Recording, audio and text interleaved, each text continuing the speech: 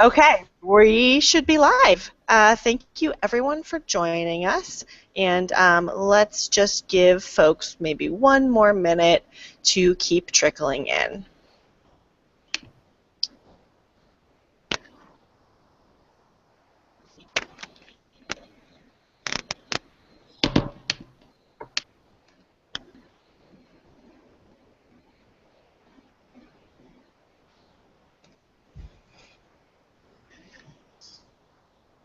Yeah.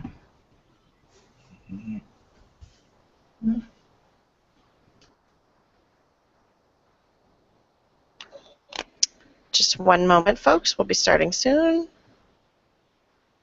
1 minute to keep trickling in. That was me. Okay. So let's kick things off. Welcome to our second ever divestment web workshop. I'm Elise Harwell. I'm 350.org's Deputy Digital Director, and I'm so excited to have you all here with us. I'm going to start off with doing introductions. I'm just going to kind of go over who's here with us tonight, what their role is and what they're going to be covering, and then we'll launch right into it. Tonight we're going to be covering how to start a community divestment campaign. So that's a pretty big topic, and we've got some great people here to address it tonight. First of all, we've got Jay Carmona, our divestment campaign manager for 350.org and the Fossil Free program. We've also got Amy Miller, our city divestment campaigner, as well as Sarah Shore, our U.S. national organizer, and Bob and Janet Lawson, who are our special guests. They're joining us from Concord, Massachusetts, where they recently got a divestment win in historic Concord. So first of all, I'm going to have Jay start us off and talk a little bit about why start a divestment campaign. Hey folks, it's really great to be here, and thanks so much for making time in your evenings to come aboard with us and learn about this incredible divestment campaigning work. And we're so privileged to have Bob and Janet with us to share tips and strategies. So I hope some folks are pretty excited about maybe starting divestment campaigns. Maybe you're on the fence. Maybe you want to know, what this is all about, and maybe you're sort of ready and you don't know where to start. Either way, this webinar hopefully will be for you, and we'll certainly have time for some questions at the end. I'll be sharing some general content and steps that we've learned from our work with essentially dozens and dozens of city, state, faith, foundation, and other types of divestment campaigns across the nation. And then you'll hear sort of how it was implemented and how Bob and Janet got their win as well. And also Sarah will be talking about a little bit about how to start a group. And then we'll have lots of time for Q&A at the end that Sarah will be moderating through. And you'll also get a little tour of some of our resources and some concrete places where you can go to for next steps as well. So I'm going to jump right into it. I'm going to share you on a little document here. So I'm going to take you through a couple of these slides. The first part of the presentation is sort of like, why would you want to do a city divestment campaign? Or a community divestment campaign, as we call them. And you see down here a picture of the wonderful folks who are rallying outside of the Comptroller of New York State's office. I believe Amy is in this picture someplace, asking for divestment in New York State. So not only do you get to hang out with awesome people, but also you'll be joining a national and also global movement. And this actually is our old Google map of campaigns. Elise might remember this. We actually had to change our campaign map not too long ago because you actually couldn't see the map anymore. There were too many little bubbles, so we had to switch to a Google format that shows an aggregated number of campaigns in circles that you see now on our website. But as you can see, there are campaigns at every type of institution at every level. We have city, county, state, faith institutions at the denominational level and the local level as well. And they're all over. All types of people are running these campaigns, young folks, older folks, and we also have now folks all around the world running divestment campaigns. You can see this is just the U.S. or the continental U.S. So why divestment? there are a couple things to remember here. The power of divestment, first of all, isn't about just changing stock prices. It actually goes a lot deeper in depth and also in breadth. So this is actually part of a push to elevate human health and environmental impacts of fossil fuel combustion and extraction in local communities and the impacts of climate change on those communities. So essentially, we're taking on the influence of the fossil fuel industry in politics and in the economy while we start conversations about how our cities and our states and other institutions are actually addressing concretely climate change.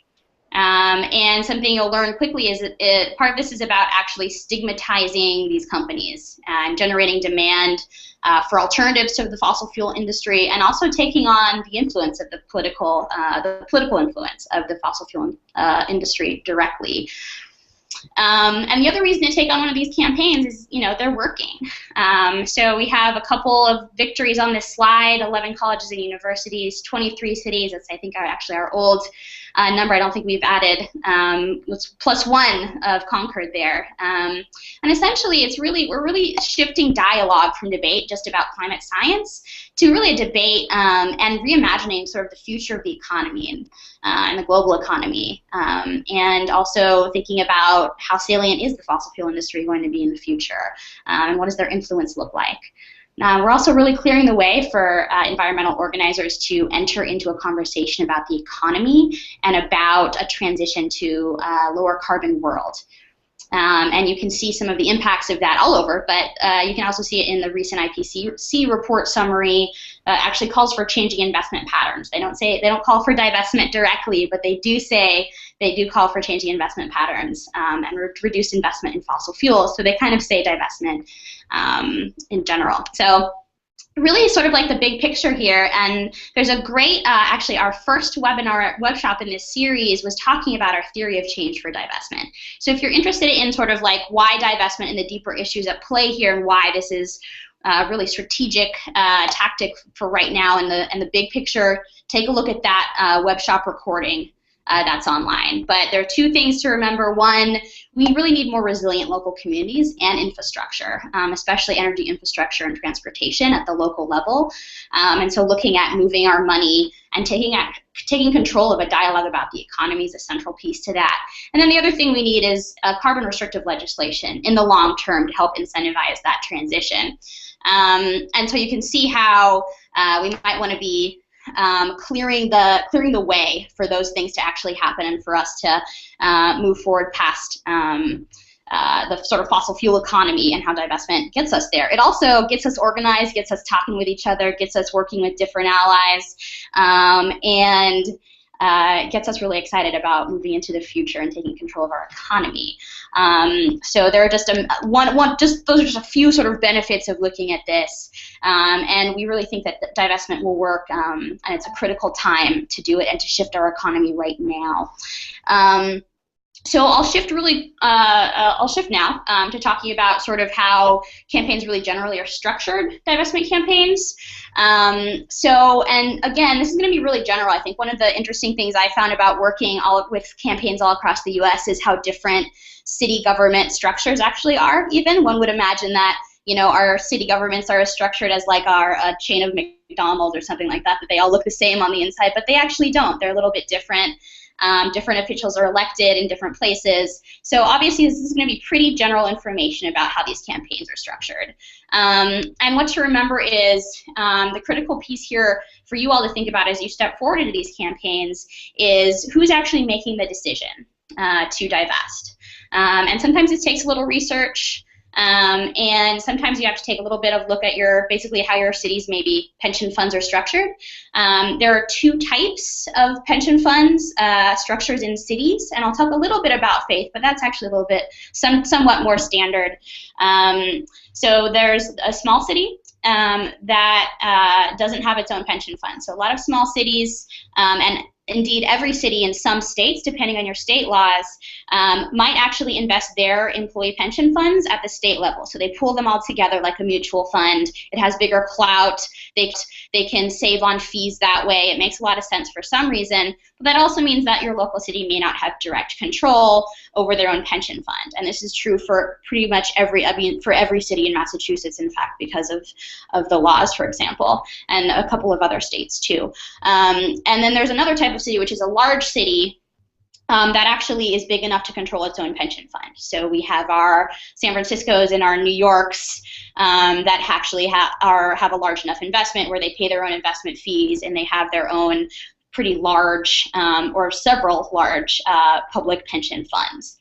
So we're talking about a couple different pools of money. We're talking about pension fund money, which is either at the city level or it's at the state level.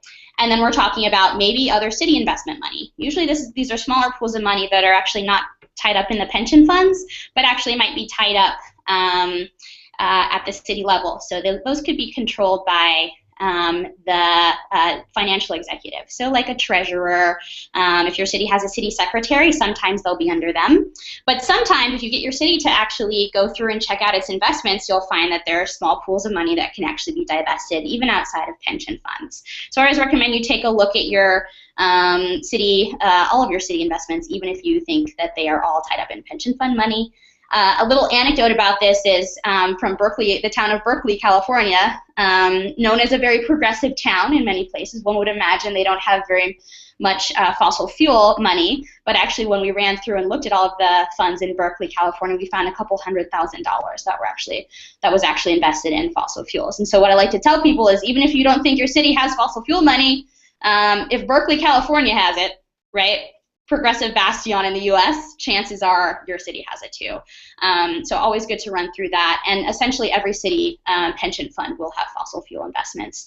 They're about 10% of the market, and sometimes they're even overrepresented in portfolios. So it's almost certain that you'll have that fossil fuel money in there if you have pension fund money. So we'll run through a little bit of the tactics about getting through this money a little bit later, but the first step sort of is to understand, who the decision maker is.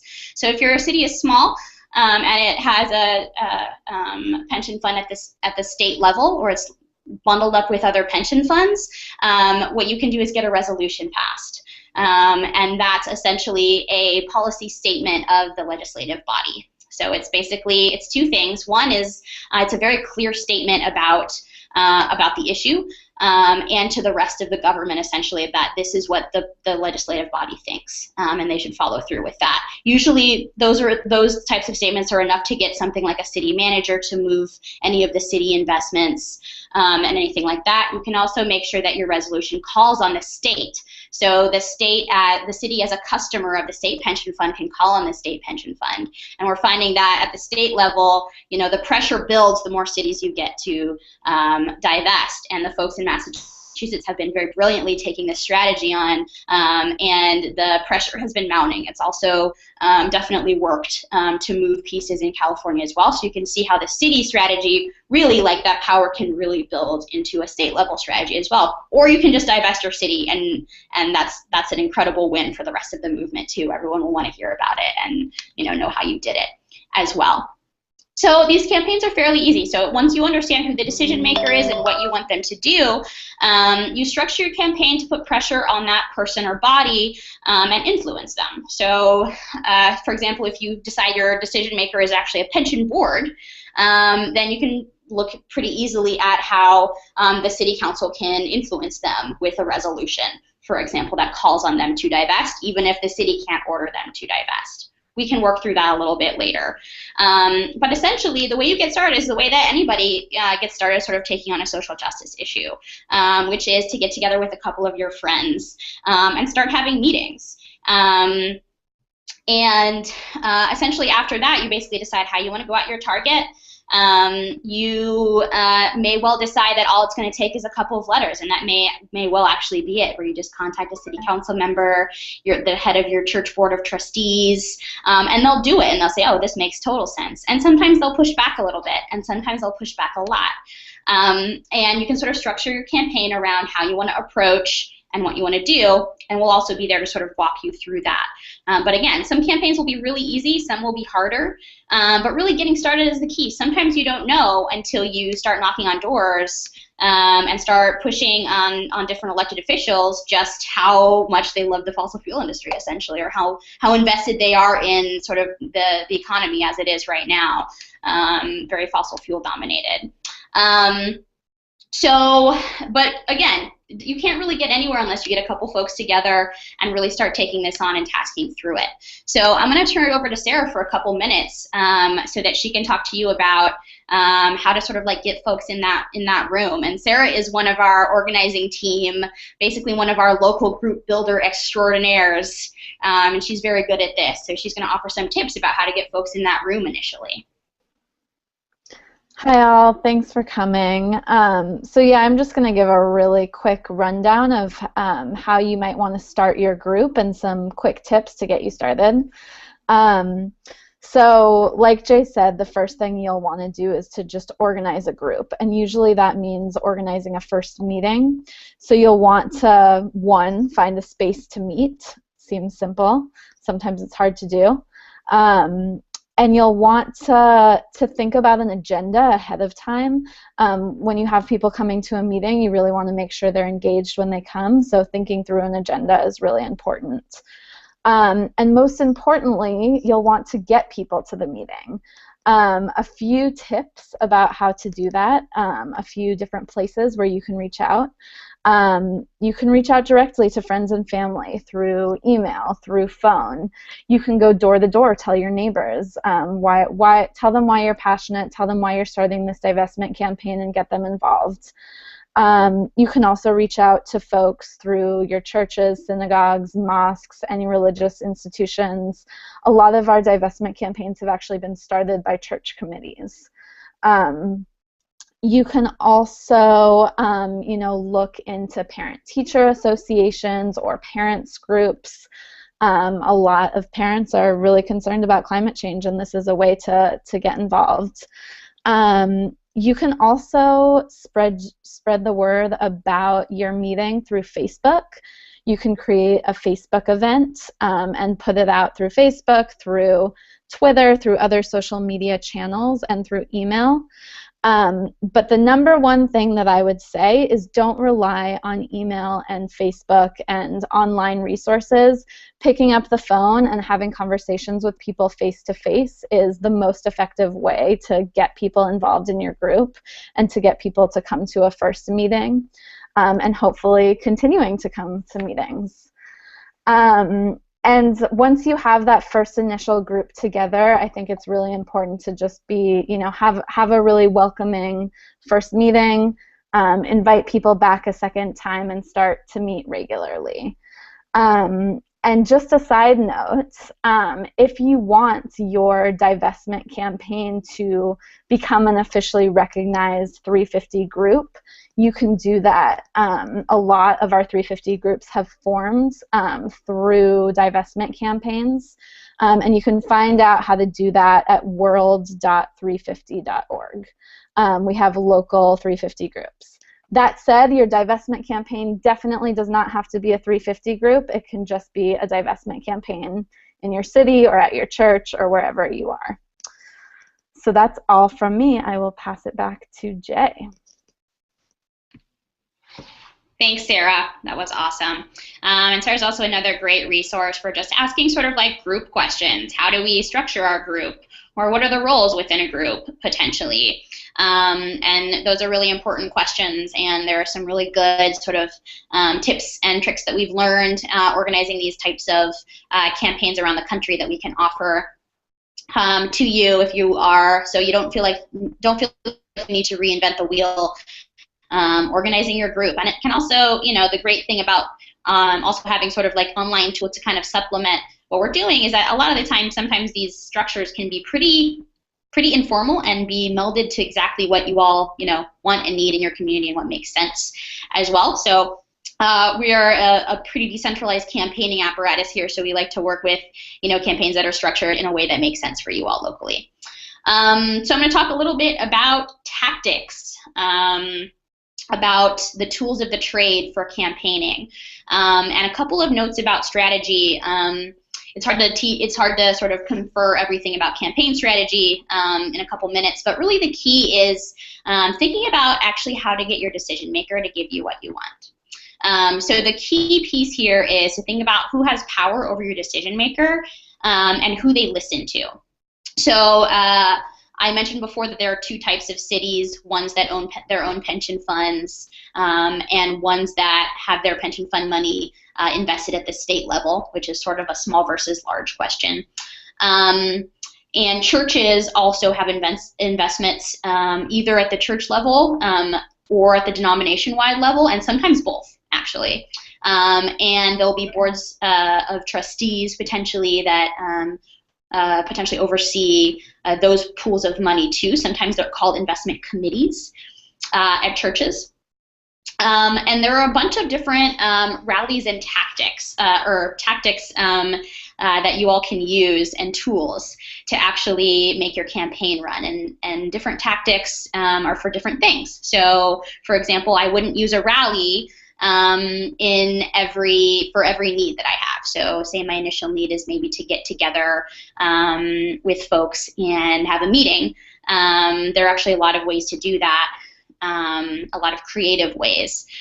So let me show you all, just so we have sort of a container to talk about how these things go with a general campaign narrative. So here's sort of like 8 divestment steps. So you can see step 1 we already talked about, building your team.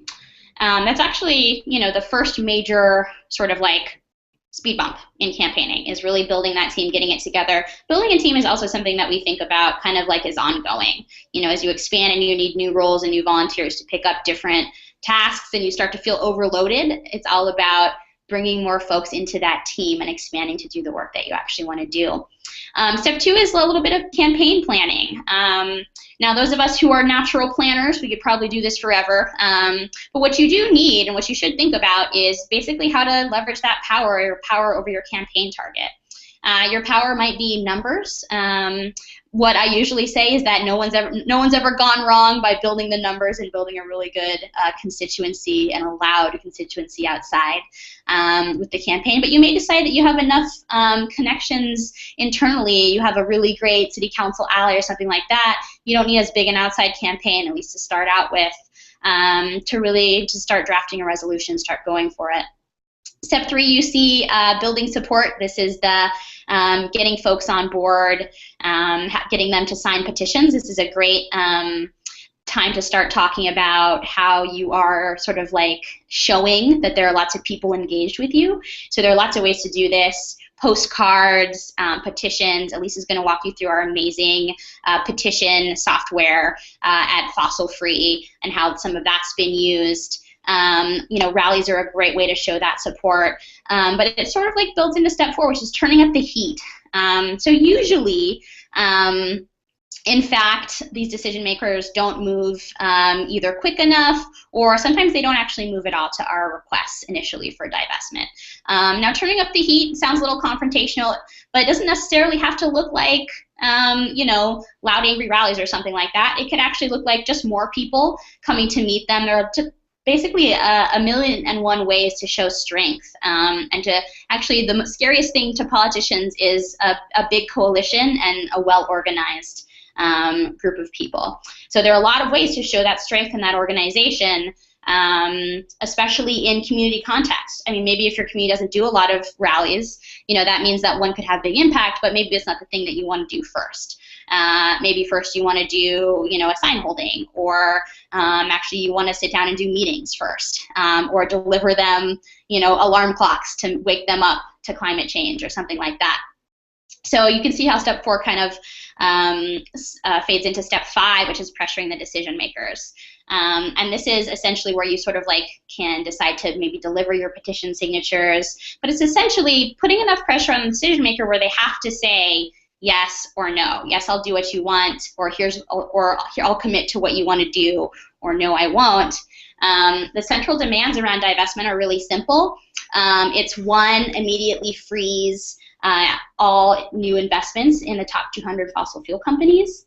And we have this list of fossil fuel companies by coal, oil, and gas reserve. That is the bulk of the fossil fuel assets that have to be left underground.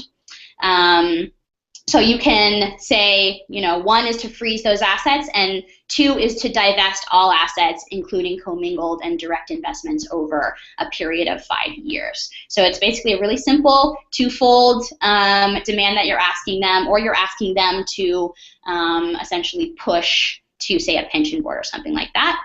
And then step 6 is if they say no after you've reached that point, which is in campaigner lingo called a decision dilemma. For those of you who like vocabulary, I really like vocabulary.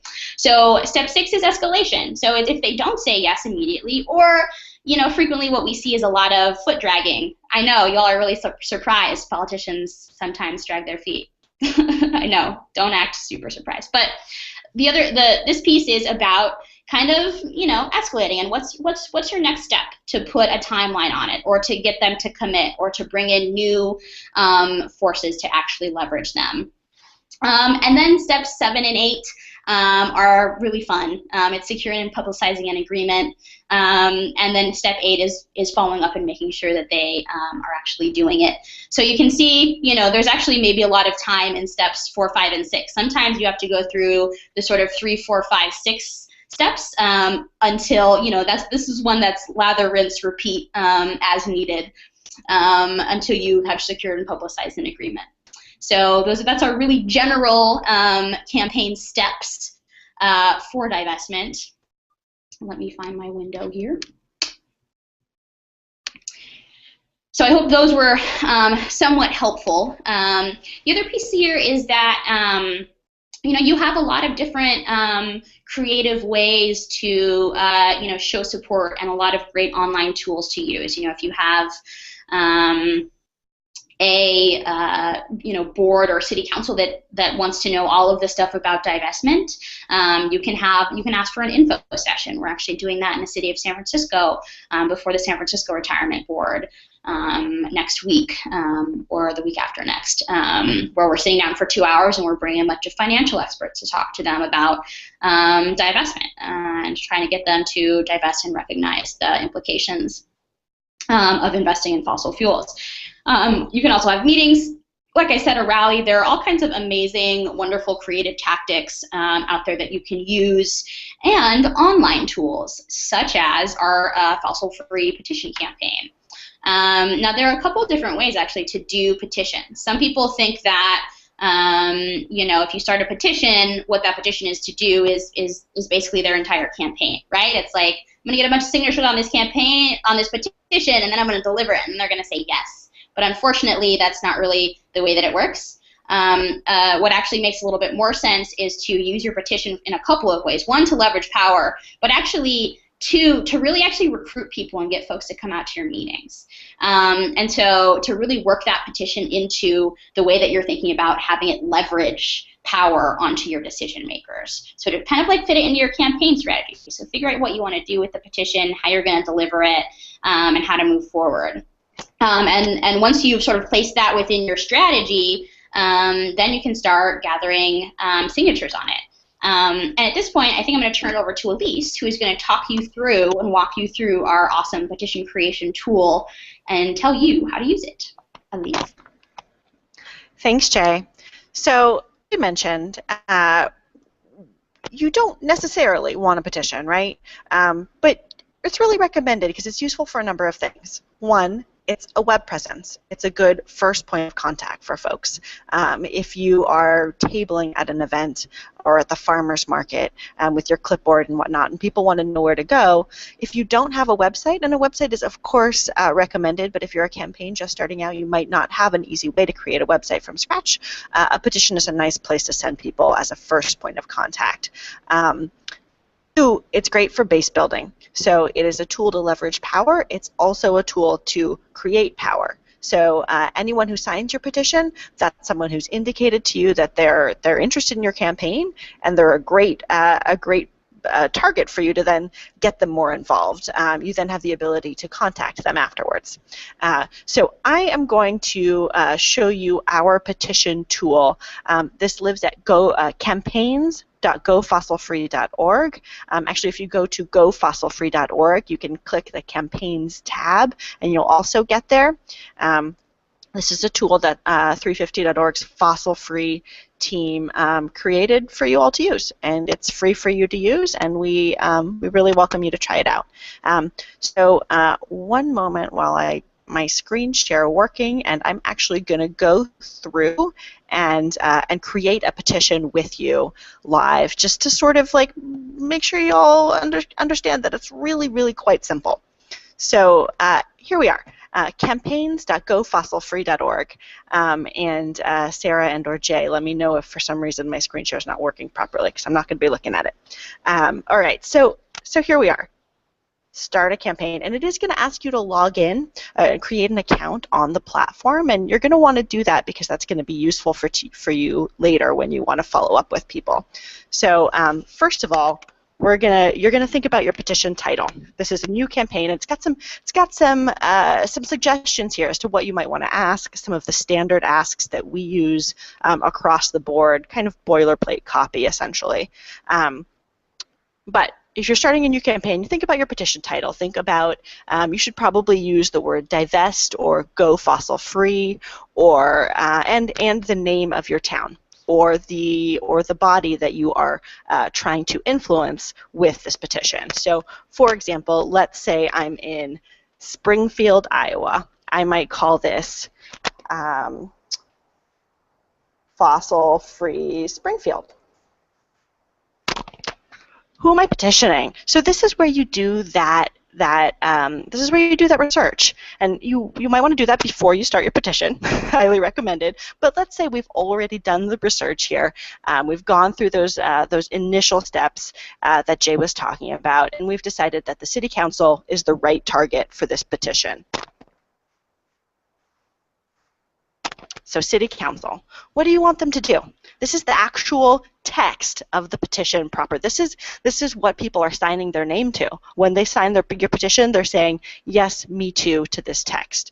So, for example, we can use this boilerplate copy we've provided up here. It's just 2 sentences. It's very short, and you definitely want this piece particularly to be as short as possible. So, 1, immediately freeze any new investments in fossil fuels. 2, divest from direct ownership and any commingled funds that include fossil fuel public equities and corporate bonds within 5 years. I'm just going to copy that, and I'm going to use it directly. You can tailor that a little bit, but that's our standard ask. Why is this important? So this is where you can be a little bit more wordy. But the actual content of your petition, very, very short. The why is this important? This you might expand this to say 2 or 3 paragraphs. Again, in general, when you're writing for an audience on the web, you almost always want shorter is almost always better. So if you can say it in fewer sentences, do so. So I'm not going to actually write all this out. I'm just going to put some placeholder text here so you all can actually see what the rest of the tool looks like. But this is 2 to 5 paragraphs at most. That's where you can talk about why now and why their help is important. So why is it important for them to sign this petition right now? 2 to 5 paragraphs, work in a little personal narrative there, and you're good. So categories, this is just for our tracking purposes, and so it'll come up in the right searches. Cities and states, colleges and universities, we're focusing on cities and states and religious institutions right now, but let's just go with that. You can also make a petition for colleges and universities on this platform, and we're going to say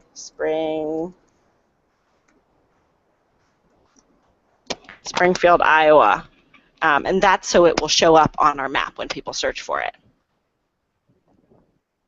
And hit save. Don't forget to hit save. You can upload an image. We're not going to do that right now. It would take a little longer. You can take a look of how it'll appear. This would be longer if you'd actually expanded that out. and hit next, and you're done.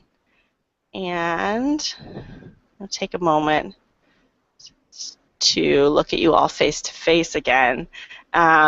So that was the petition creation portion of the tool. There are some other things that the tool does as well, but first of all, I kind of just wanted to go over some best practices of how to write that content that you would put into that form.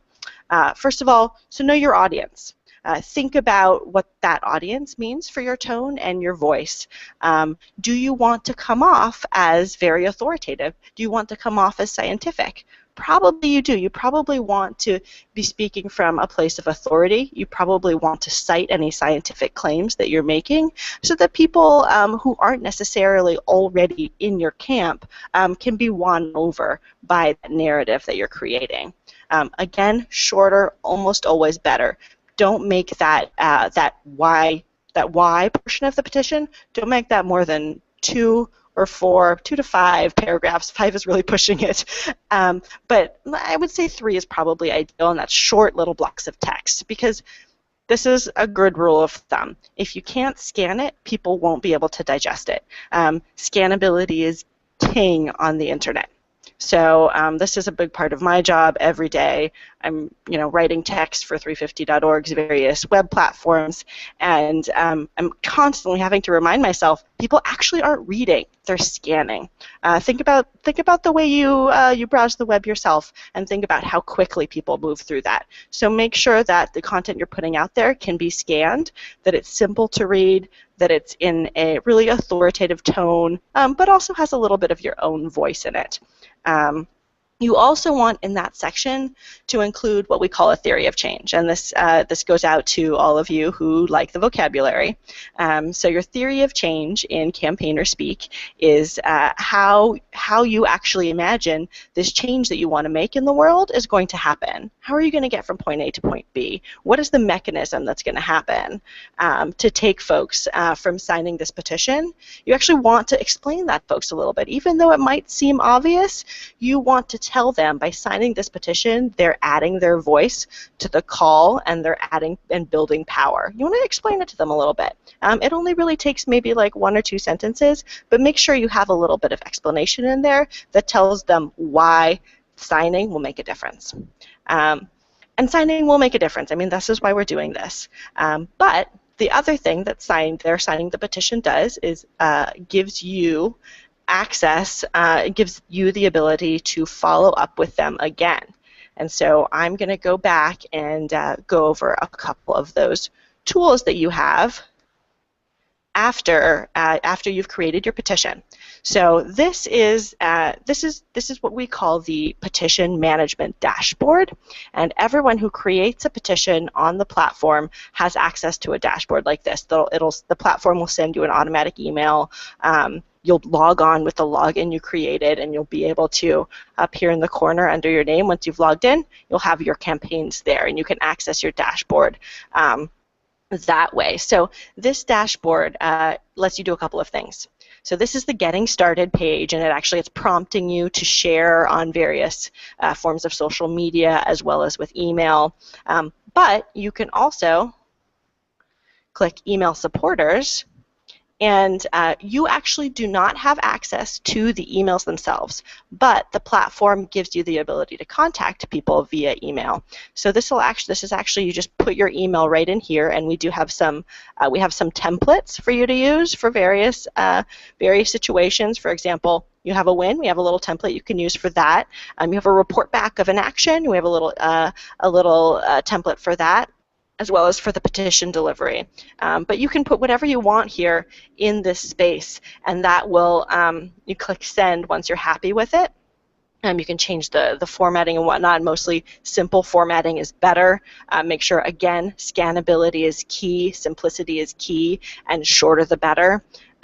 Make sure you've got a catchy subject line here. Once you hit send, that actually goes to fossil-free campaign staff, and we moderate it just to make sure that that we have a high-quality content. Since anyone can create a petition on the platform, we wanted to make sure that any emails going out through the platform are sort of meet our standards. So we do moderate them. Make sure if you have an urgent email that you want to send out to your signers, please feel free to email me at elise@350.org, for example, and we'll make sure to expedite that. Otherwise, maybe give us a day or two. So you have the ability to email signers. This is great. This means that if you are escalating, for example, or if you are building power, or if you are turning up the heat, as Jay explained, you have the ability to tap into all these people who sort of have taken the first step and to invite them to take the next step, like come to your meeting or come to your rally or come with you for a lobby day at City Hall. Next, you have the ability to signatures on paper. For example, if you get offline and go table at an event, you've got a bunch of people who have signed your petition.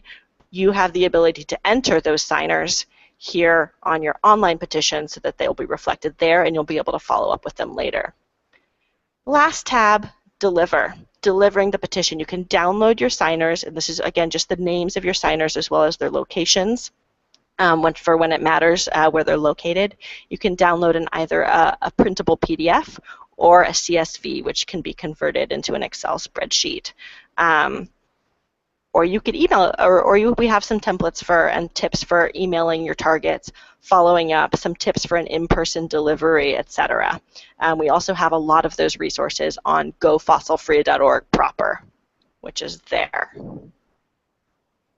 And last thing I wanted to point out is, there we go, you can edit the petition.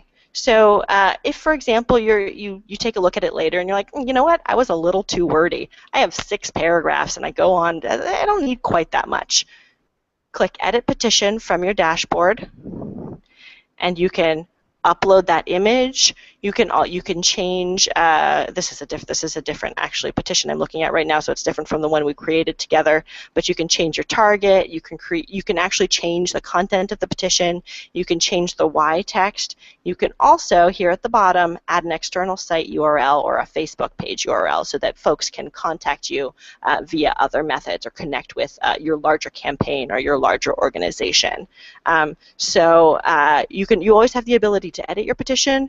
Do be advised that just like the emails, we do moderate we do moderate new petitions as well as petitions that have been edited just to make sure that we're maintaining a certain quality. Last thing, campaign admins. You can add additional folks so multiple people can be the administrators for a single petition. And that is pretty much, I think that's it in terms of the petition platform. Let me pull myself out of the screen share there. Someone in the chat is saying that make sure to send yourself a test email. Tests are always good. Absolutely. Thank you for that tip. That's a very good tip. Make sure to send yourself a test email before you blast all your signers, just to make sure everything looks okay. And with that, I think I will.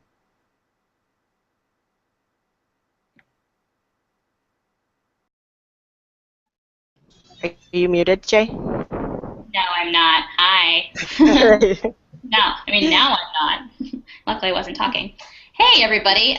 Thank you so much, Elise, for that awesome piece there. And our petition tool is just so powerful, and it's really user-friendly, too. So even if you've never started a petition before, the user flow, as you saw, Elise walked you through it, it's really easy to use. And this piece that allows you to email your petition signers is really great as well. So I just wanted to talk through for a couple of minutes some pitfalls and some things that you should be thinking about when you start your campaign. A couple people have already mentioned the financial case and making the financial case for divestment during your campaigns, and I want to definitely touch on that part. As a lot of you know, people have this very 1930s, 40s view of the fossil fuel industry, especially oil, but now to some degree gas too, where they think of sort of like the Beverly Hillbillies, like jet clamp it, like shoots the oil, and then it comes up and they get a swimming pool. So people really culturally in this country associate oil with money. Even though that doesn't really match the data and the performance of the fossil fuel industry, and doesn't match a lot of these concerns about the future for the fossil fuel industry, and that there might be this thing called the carbon bubble. So actually there's a really easy to make financial case, and it's really easy to learn. And the good news is that we basically pretty much got every question under the sun, and we can tell you exactly what they're going to ask you and what their concerns are going to be. About 98% of the time now, because we've gotten them all, and you can know how to rebut them really quickly. But what I would suggest is that you actually really get out in front of making the financial case for divestment and pointing out that divestment's not risky. So I'll give you a little bit of background, but I also heavily wanted to plug our, we're actually going to be having a Making the Financial Case webinar. One of these web shops is going to be in-depth on making the financial case. The other thing that we can do is really, if you need to make it ASAP and you're really feeling like you have questions, we actually have a staff or a senior analyst on staff and a lot of resources around making the financial case. But what I will tell you is that divestment has been tested by 4 different organizations, a couple of them multiple times now, and every time it's been found to not increase portfolio risk. And in some cases, it's actually been found to benefit portfolios. Now, this is just looking at historical data here, right? So the crazy thing about fossil fuels is that the future of fossil fuels is not going to look anything like the past. And so we can project, and some of the financial minds you'll find have a little bit of hard time looking at the future, but we can project that fossil fuels will decline in value. And in fact, many people are arguing now that they have declined in value, but the market is valuing them actually more than they're worth right now, which is this thing called the carbon bubble. And you all might remember the mortgage bubble and how hard it hit some of our pension funds and some of our families' pension funds. This is an even bigger bubble. It's been estimated 20 times the size of the mortgage bubble. And so we're looking at really something in the future that we should be worried about having in our pension funds from a fiduciary angle and from a financial angle too. So there are 2 very, very strong financial cases to be made. There are a lot of really smart financial experts making these cases. And there's actually a distinct case for why public pension funds should be very worried about, in particular, and church pension funds. Besides the moral case, there's a financial case that they should be worried about here. And so that's a case that I would recommend not being timid about.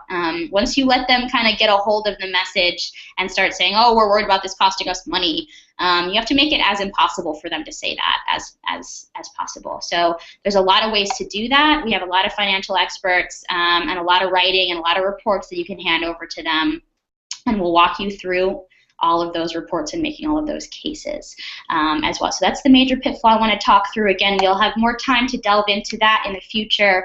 The other piece is also don't forget the constituencies, especially if you're working with retirees. If you're working with a pension fund, make sure that you have retirees as part of your constituency. Make sure that you're reaching out to those communities, making sure that you're treating those communities like leaders, people in those communities like leaders, and helping them organize their constituencies.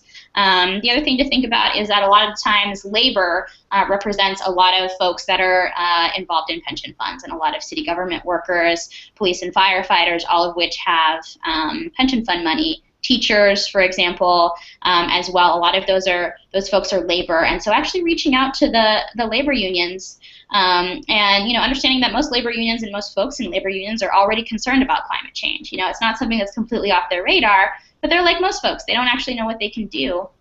And they also would be very open to listening to the financial case we found a lot of the time. And you all know that it's hard sometimes to, cross that bridge and build that bridge between the environmental and the labor movements and constituencies a lot of time. But that's another reason to meet with them very early, sit down with them, talk about the questions, the financial questions you might have. Sorry, that was my alarm telling me that I am at my time, but talk through the financial concerns that they may have, answer their questions. We can even maybe, find you a local financial expert that can go to that meeting and say, hey, actually, this is not going to have an effect on your portfolio, and actually, you might be saving it from a potential disaster in the future. So that's the piece there. So please meet with them early. And of course I just got something in my throat. So I'm going to introduce Bob and Janet right now. They're going to tell us this awesome story about how they divested the historic Concord, Massachusetts. So I'll turn it over to Bob and Janet now. Okay, hello. You hear us okay? Good. Well, we got started with we're in Concord, Massachusetts, about 35 minutes slightly northwest of Boston. And we got started with this. In New England, we have the New England Town Meeting as a form of government in many of our towns. Larger towns and cities have other means of governance. But here in Concord, we have an annual town meeting, and that's where we brought our divestment article, was to town meeting, and that was in early May. I think it was May 5th or 6th when we came up. And I got to say the gratifying part is this absolutely passed, like 85 to 90% of town meeting voted in favor of divestment. So it was nothing like a cliffhanger. We expected it to pass, but we didn't expect it to pass that forcefully, and so that was very gratifying. Concord, going back to, of course, the 18th century, the shot heard around the world, and through the tradition of Thoreau and Emerson and all kinds of great things in our history. It's a town that's been known for its activism, and yeah, so that's all continuing. A year ago, we became the first town in the world to ban the sale of plastic water bottles, single-serve plastic water bottles. So it's a pretty good climate around here to try and do things like this. And we in hearing all this discussion, it was interesting. We did tap in with a group. We belong to a group called Concord CAN, that's Concord Climate Action Network. And so we instantly, when we decided let's get this divestment thing going, we had a group of friends. We had a group of helpers.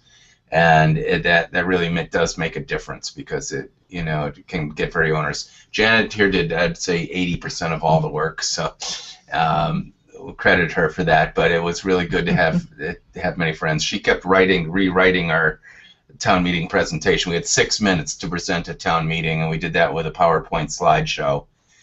It is important, and we're going to make that slideshow because we got very good feedback on it, and we worked long and hard on it.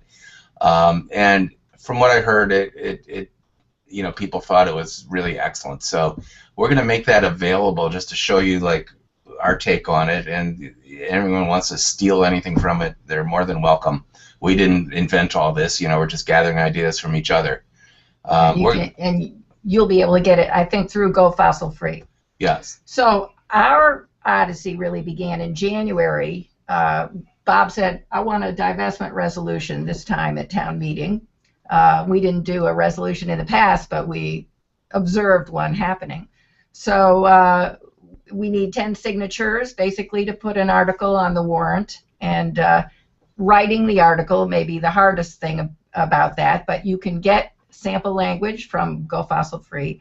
And 4 towns in Massachusetts had already divested, like Amherst, Northampton, Provincetown, and Cambridge. And Truro, on the Cape by Provincetown. So we looked over that language, somebody else's language, took their resolution, changed it how we thought would be appropriate, and got 10 signatures and filed it. January 4th was the deadline, so we got that in. And it does take it takes time. So when the meeting was in May, it did take all that time. We were lucky to have that much time to run the campaign. So immediately we had a couple friends who said, hey, we want to do this with you. That was invaluable. It takes people to do it. So I was working on writing the wording for the PowerPoint presentation, which you have so many thoughts in your mind about climate change and why you care about it and why it's so important. It's very hard to distill that down to like a 6-minute piece, which was like 800 words or something like that.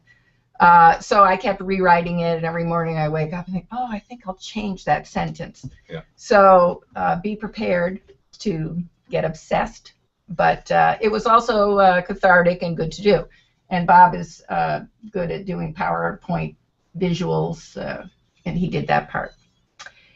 And we held a coffee where we had a financial expert and somebody else who knew about divestment. We had a forum with different experts. An evening forum, yeah.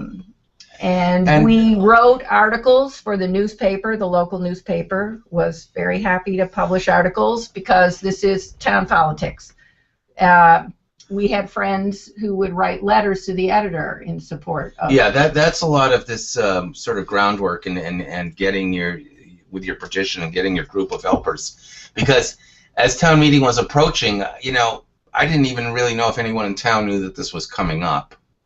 And the way you get the buzz going is letters to the editor, and ours was called Article 40 at town meeting, and every week we made sure somebody wrote a letter to the town paper about supporting Article 40. And actually, I didn't see any letters to the editor that were against it, but usually you can get a little controversy going there too, which is all good. Get the conversation going. That's the main thing, is pull this thing out into the public eye.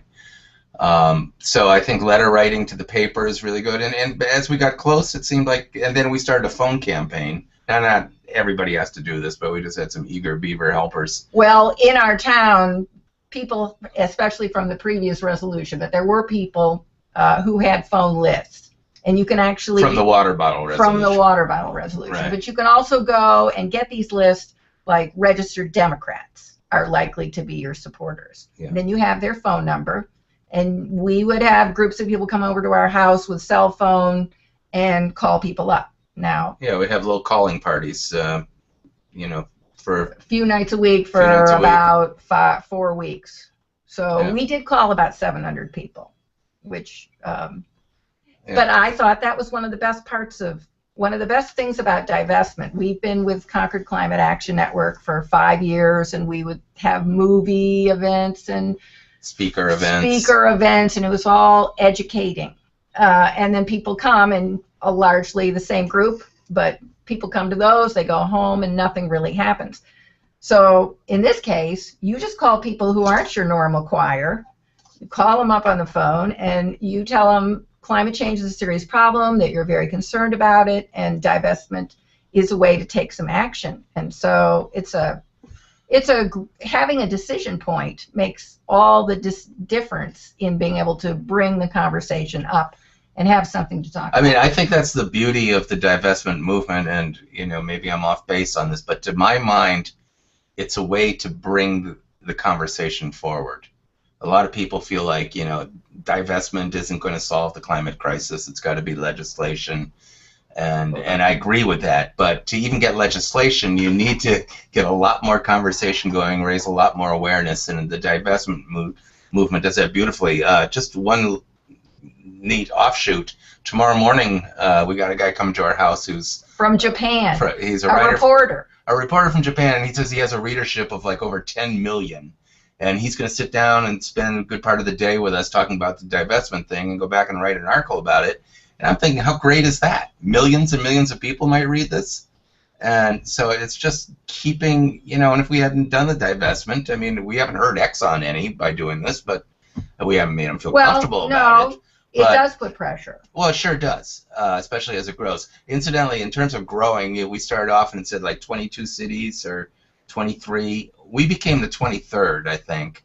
And the next night, our neighboring town, Sudbury, passed one at their town meeting. And then Framingham passed one a week later. Brookline, I think, just has. So just in our area around Boston here, we've just had 4 or 5 divestments since then. So that number is growing, and that's very gratifying. But what and it's interesting when we'd have these, and just shut us off when it's time to. I have no idea how long we're supposed to talk or what we're supposed to cover. But I would say this: it was interesting to wander around my house when we'd have these calling parties, and hear what different approach everyone took, because everybody had their own way of dealing with it. And for me, basically, I got somebody on the phone, and I would say, look, if you're concerned about climate change and you just feel like there's nowhere to go with it, you just absolutely have no idea what to do or how to do anything about it, you want to vote for this article. Because this article is basically a rising of a citizen voice as a counterweight against the incredible wealth and power of the fossil fuel industry and everything they're doing. What else can we do right now except raise a citizen's voice? And that's what this really does. And I just made it that cut and dry. If you personally want to take a step towards solving the climate crisis, just vote for this and trust it's going to be okay. So the arguments that people have, people say, well, I couldn't vote for this because I drive my car. I still need to go to the gas pump and I heat my home. So why that would seem hypocritical? I think that's a really important argument to head off. It's very important. People just feel like this is just a hypocritical thing to do. But we really need to disentangle, and this is the first step in disentangling, I think, because we don't have the options to driving our car at this point. We have to drive our car because it's a systemic problem, and it will need a systemic solution. And building political will is the way to get there. It's not going to be solved by a few individuals stopping to drive their car and go live in a cave or anything like that. We have 7 billion people on this planet, and we can't wait for 7 billion people to make individual choices on this. It's like Vance said, systemic. We have to change the policies. Oh yes, I have another voice. I was gonna stop you right there because that was such a perfect summary, really, of what we're trying to do. Great. Did you have any last thoughts? I want to make sure we have time for the Q&A still at the end. I think we've covered all of our feelings about this. We'll be happy. Thank you. That was. I'm sure we'll say more. No, that was wonderful. And yes, we'll have plenty of time for Q&A.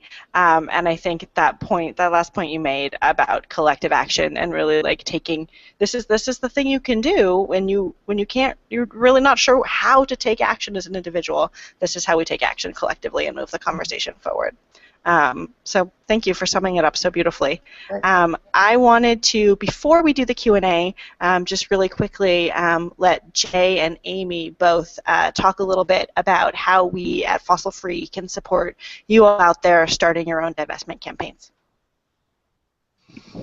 Wonderful, and man, I'm so inspired, Bob and Janet, by you right now in your story. Systemic solutions for systemic problems. That's so powerful. It's sort of like the central piece here that I think is so powerful about divestment. So I wanted to run through in the interest of supporting all of you starting these campaigns that I know Bob and Janet have just inspired you to start.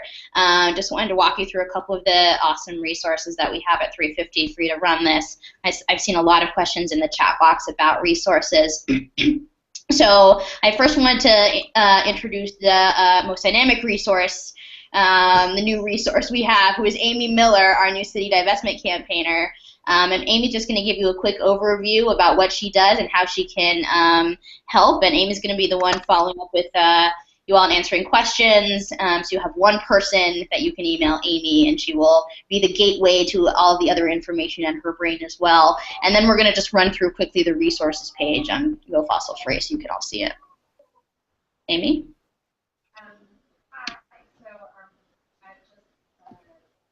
Well, can you speak a little louder, Amy?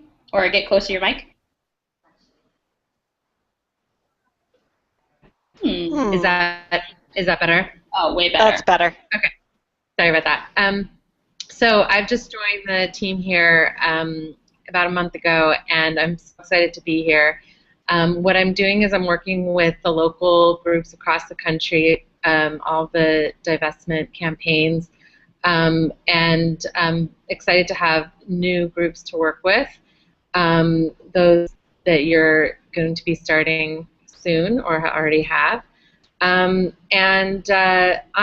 a great resource for you because I'm somebody that can introduce you to all the other resources. So I'm very happy to talk to you about how to get your campaign started, how the best ways to organize your group and build your group, and answer questions about divestment, answer questions about how to communicate that to your communities. And if there's anything that I don't know, which is probably going to be quite a few things, I know all of the people who do have the answers. So I'm going to be able to get you those resources, whether they're print resources or the other great people that we have on the 350.org staff, or to connect you to other campaigns in other cities and towns and institutions across the country. So I can really be a point person to let you know what's out there, what's been tried, what's worked. If other people that are working on something similar have run across similar challenges, I can help you to think about how to use their lessons into your own campaigns.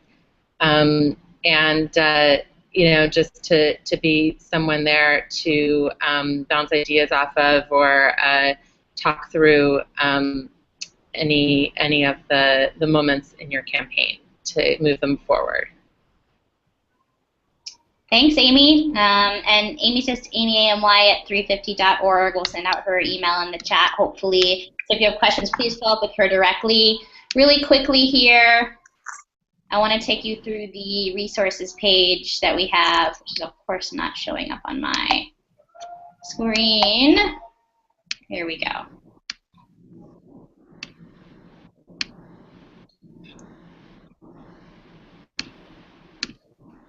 So here it is.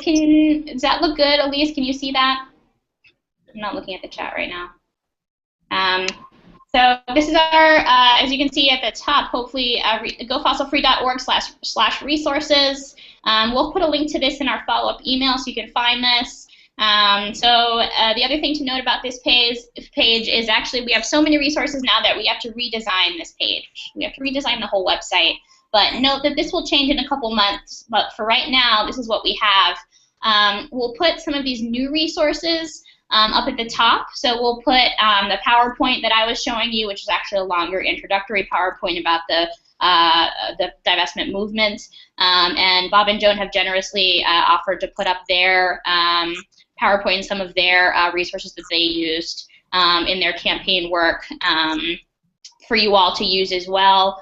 So that'll be there in a couple days, and you'll get a follow-up email with this. But as you can see, so first things first is to look at the key reports and articles. So that's a lot of the financial information that you might want to review. I recommend just taking a look at some of these reports. I'm sure a lot of you have read Bill McKibben's Global Warming's Terrifying New Math piece, there's a great one called Beyond Fossil Fuels, the investment case for fossil fuel divestment from impacts. Some of it might be a little overhead, but it's good to take a look at. Also, there's another report from the Aperio Group that's actually really accessible as well. So these are basically our financial reports here. We have a bunch of spreadsheets, lists, and charts. Here is that list of 200 oil and gas companies by proven carbon reserves. This is a really good one. Then we have a bunch of tools and templates, including right here, sample municipal divestment resolution and sample institutional divestment resolution. Now, if you need a specific type of format, we have some city government nerds on staff and state government nerds on staff too that we can look at language. So don't feel like we can't support you in that. Amy and I both have city government experience. So follow up with that. There's another postcard format for petitions. There's a sign-up sheet that you can just print out so you don't have to make one yourself, which is awesome. There's actually a presentation here for presidents and boards of trustees for any students that are on there. You'll see fact sheets, and then there's actually some awesome graphics, including the fossil-free logo on there. Hopefully we'll add some more fun graphics later. And then there's some articles down here at the bottom. There's a couple of them that I think are really good. Yeah, sort of like any person, any profit pieces, but just sort of like thought leadership pieces on here too. So don't be afraid to take a look at those, peruse. If you don't see something that you need, let us know. Again, we're going to come at you with a new and improved resources page very, very soon. I wanted to walk you through that. And again, please do take another look at our webinar series. We have another really good one, which is working with labor and making the financial case coming up. So we have two pretty much must-watch divestment webinars coming up by very talented folks as well. And I also wanted to just shout out to our divestment staffer, Brett Fleischman, who is our senior analyst, our financial guy, who can help sort through numbers and complicated financial questions. He'll be running the financial web shop, so stay tuned for that stuff as well. And those are our resources. We also have Elise for web stuff. We have Amy for campaign strategy and group support, me for strategy as well, leaning in more on the state level as well moving forward. And we have wonderful, wonderful campaigners like Bob and Janet who have offered their brains as well for some of these questions. So I'll turn it over to Sarah now to talk through the questions. Great. Thank you, Jay. So now is the time for our question and answers. So there are two ways that you can ask questions right now, and I already have some from earlier in the web chat, but you can either type them into the chat box underneath your video, or you can go onto Twitter and type them in with the hashtag #WebWorkshop. So we're going to take about the next 10 to 15 minutes to answer questions. So the first one I have is for Jay. How can individuals divest their personal funds?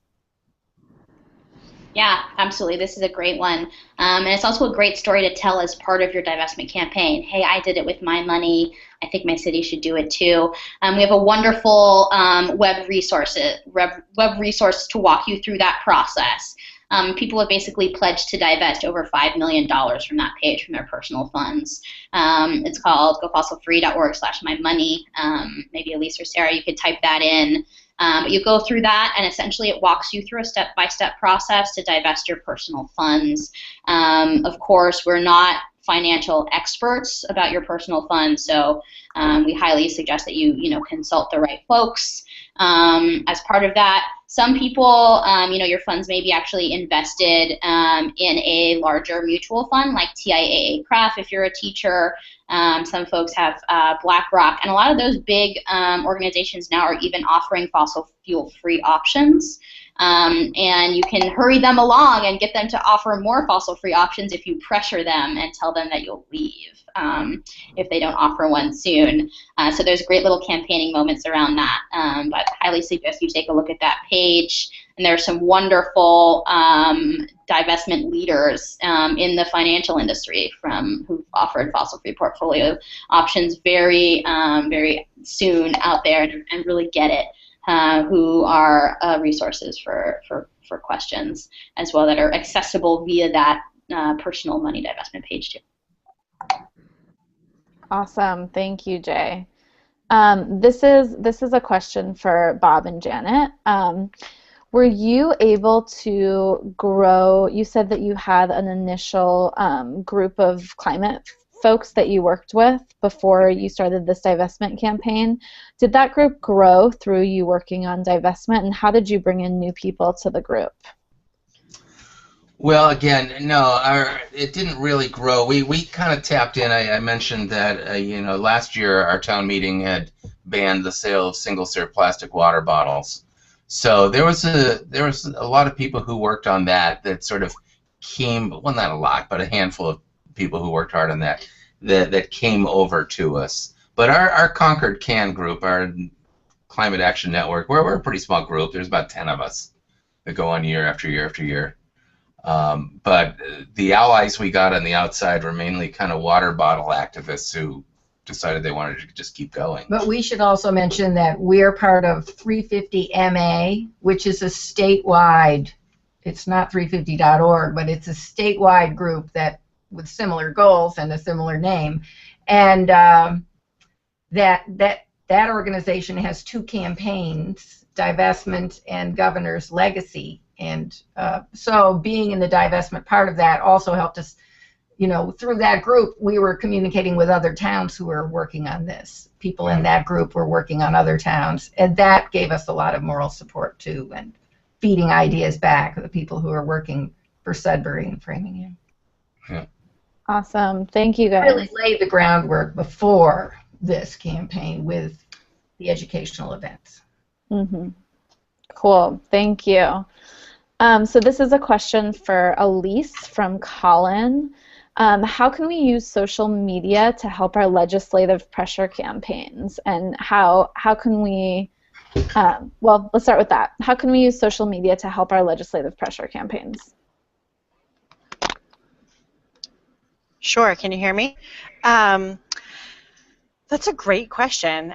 Social media can be a really powerful tool for pressuring decision makers, particularly in smaller municipalities or smaller towns. Oftentimes, especially if they're sort of like, if they're not federal decision makers, they manage their own social media accounts. Not always, but oftentimes they do. And so if, for example, you get a lot of your supporters to tweet at a legislator, that can actually look like quite a bit of pressure. That can look like power. And it is, in fact, power. But it can look even bigger than it is. And part of that is just because if they think that, they oftentimes, I think that maybe more people are watching than are. If you have 100 tweets that are directed at one decision maker, that's actually terrifying for that decision maker, because they think that's out in the world, and they see those 100 tweets, and they potentially imagine that to be much more of a larger pool of people out there who are potentially speaking through those people. So I think social media is a way to reach decision makers directly in a venue that they don't necessarily expect. I think a lot of times petitions are great, but petitions are oftentimes expected, and we've gone over sort of why they are still powerful, and why they are great base builders, and why they're a great way to turn up the heat, but they're expected. So social media is a way to get at decision makers in a way that they don't expect, and really directly. Great. Thank you, Elise. This is a question for Amy or Jay. How can we best leverage local elections to help our campaigns? Sure, so I'll start, and Amy, jump in. Elections are a great, opportunity. For some of us who, some groups actually have their own C3 status, so some, just be aware of, if you have your own nonprofit status, that you're working under, just be aware of, C3 candidate IRS guideline things. So first, that's my disclaimer. But the other thing is, especially if you are not a tax entity in and of yourself, which many divestment campaigns are just groups of folks, so you can do whatever you want, and it's great.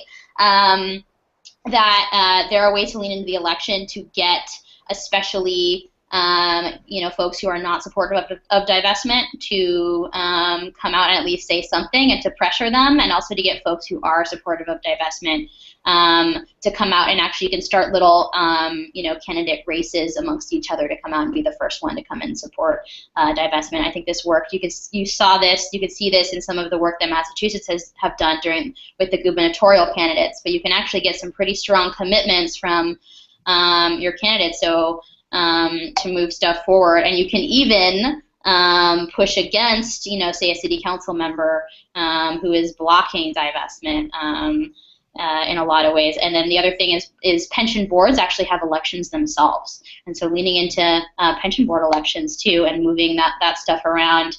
The critical piece on the pension boards in particular is the chair of the pension board, who makes the agendas a lot of the time. So if you have an unfavorable pension board chair or president, that's a pretty big stop mark. So it's great to try to follow the politics of the pension board and try to get that person out or a new person elected. Sometimes it doesn't take much, and that's really amazing. Also, it's a great way I think DC Divest is actually a great example of how to use town hall meetings to force the question on divestment and climate change, and basically see how concrete the steps you can get the candidates to agree to, and it really actually, moves the conversation on climate and environment further left and makes it a lot stronger with divestment. If somebody's saying, "Oh, climate change is terrible, I want to fix it," but isn't willing to actually divest from the fossil fuel industry, it's a pretty clear call out that they're not, their money is not exactly where their mouth is, quite literally, and you can really use that. Amy, would you add anything to that? Yeah, I just wanted to add that I've worked on a lot of election campaigns, so I wanted to just jump in and say that election time is a time when politicians are very interested in knowing what the voters want. They're maybe a little bit more in tune to making sure that they're, that the statements that they're making are in line with where their voters are at.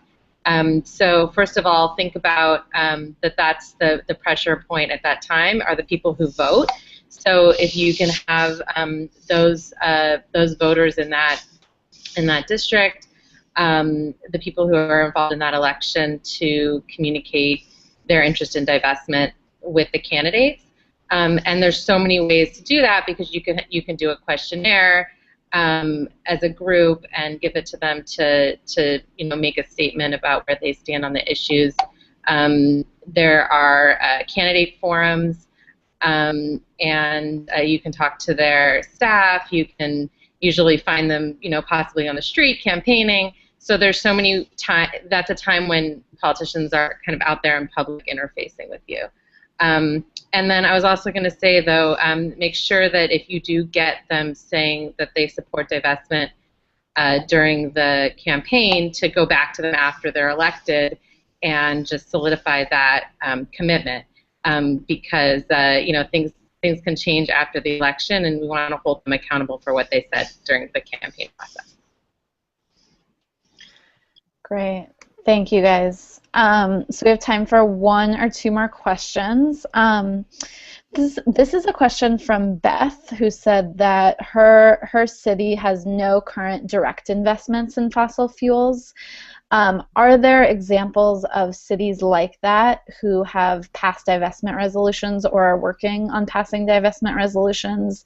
And is it common for a city's first response to be that they have no current direct investments? Yeah, Beth, very common. That's one of their very common kind of like, we'll try to jujitsu you and throw out some chaff to distract you. Yeah, it's very common. And a lot of actually smaller cities don't have any direct investments at all. And sometimes they haven't even actually done the work and looked at their investments when they say that, right? Their initial thing is like, oh, us fossil fuel investments, no, but they actually have no idea what's in their portfolios. So technically, though, if your city, you say it has no direct investments, I'm assuming that means it has indirect investments, which are index funds, which actually almost is assured because there's this thing called modern portfolio theory where you have to be invested in a bunch of different industries, one of them being energy. So really, unless your index fund or your indirect investments is actually screening as a socially responsible fund, is already screening fossil fuels, there'll certainly be fossil fuels in there because they dominate the energy industry, which is one of the things that we're trying to change. So the good thing about that is that there are actually now completely fossil-free index funds that the city could actually invest in, although I think the other part of your question might be that there might be indirect investments tied up at the state level too, and you can, I think we've talked about how you can get your city to push on those too. You don't have to raise your hand. Bob and Janet, yeah, you want to? Yeah, go. Yeah. In the town of Concord, we only had like 2%, I think, of 2.8% of the pension fund. It seemed like was directly invested in fossil fuel, and our resolution specifically exempted commingled funds. But it really doesn't matter. I think the actual divesting is not as important as showing the will within your town or your community that you want to divest, and you make the statement that you understand to do the math, the carbon bubble, and that you want to extricate. So I think it's not really that important. And yeah, and commingled with the state, and part of our resolution was to say, notify the state managers that that Concord has asked for divestment. So those commingled funds that are kind of out of local control, we're telling those managers that our town has said we want out. That's right. It's right to all the fund managers and tell them that Concord is interested in divestment, and you hope that they divest their mutual funds or their state pension fund or whatever. So. Right. Yeah, that's such a great answer, y'all. The other thing is if your city has absolutely no investments, they can also pledge never to invest in the future, right? What I usually tell people is that if today your city has no investments, well, they can purchase some tomorrow or within the next 6 months unless they pledge not to invest, and that's a victory. Mm-hmm. So we're running low on time. Thank you guys so much. I just want to ask our panel of folks on this web chat if you have any closing words of wisdom for folks who are looking to start campaigns or who have just begun to start them. Okay, well, there's White Janet, go. All right, this quote is in this Getting a Grip on Climate Solutions blog, and there is a little statement in here. And it said, divestment is more than a tactic in the climate battle. In a broad sense, it's the whole game, because what's holding us back is our own money and power turned against us. Our buildings and vehicles and 401ks siphon our money to the opposition and sap our will for change. We're too invested in dependence on fossil fuels. So to me, that's the reason why divestment is so important. If I could have a little closing remark, this is closing on a positive note. I was stunned to see this. Many of you, if you watch any TV, you've seen this ad that runs incessantly, like every day on many stations, and I call her the fossil fuel lady. I think it's for the Petroleum Institute, and she's a blonde lady who walks around in a black pantsuit, snapping her fingers and turning on lights and telling everyone that we have a bright future. And all the graphics are really sterile and clean, and as she talks about safe, proven hydraulic fracking and the whole bit. Well, I watched that same ad many times, and then about a month ago, suddenly she comes out and the fossil fuel lady goes, "Do you own an oil company?" Well, you probably think you don't, but if you probably do, because you're probably invested in oil. And she got into this whole thing, like making it seem like you're part of our big, slimy, slippery, oily family, and we're all in this together. And I thought, wow, we must be having an effect. They must know about this divestment thing, and it must be making them run a little scared that they. Otherwise, I just don't know the point of this ad, but it was to make people feel invested in oil, and you are invested, and it's the opposite of what we're doing here. So I think we're all doing a good job. Yes, I think that's a great note to end on. We are a threat to the fossil fuel industry in all of our divestment campaigns, and the work that y'all are doing is great and is a threat. So thank you all for being here. Bob and Janet, special thanks to you guys for hopping on. And please use us as resources in the future, and check out all the resources on gofossilfree.org. Thanks, everyone. Thanks, everybody. Good night. Thanks, everybody. Good night. Good night. Good evening.